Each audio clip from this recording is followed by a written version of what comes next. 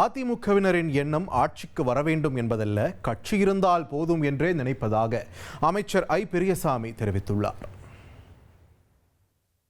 நம்பிக்கை இல்லை சார், தேர்தலை நம்பிக்கை இல்லாமல் சந்திக்கக்கூடிய ஒரே இயக்கம் அதிமுக. நாங்கள் முழு நம்பிக்கையோட தேர்தலை சந்திக்க எப்பயும் தயாராக இருக்கோம். பாஜகவின் கூட்டணிக்காக வாக்காளர் பட்டியல் சிறப்பு தீவிர திருத்தப் பணிக்கு ஆதரவு தெரிவிக்கும் அளவிற்கு இபிஎஸ் சென்றது பரிதாபத்திற்குரியது என்று அமைச்சர் துரைமுருகன் தெரிவித்துள்ளார். இந்த எஸ்ஆருக்கு எதிர்ப்பு தெரிவித்து பயப்படுதுன்னு எடப்பாடி பழனிசாமி கோவையில் இப்போ பேட்டி கொடுத்துருக்காரு.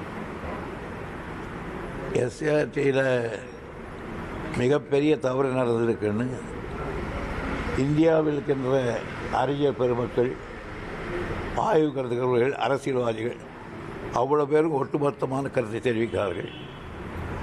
இதில் பிஜேபியோடு அலைன்ஸ் வைப்பதற்காக இவ்வளோ பெரிய நிலையை அவர் எடுத்திருப்பது பரிதாபத்துக்குரியது.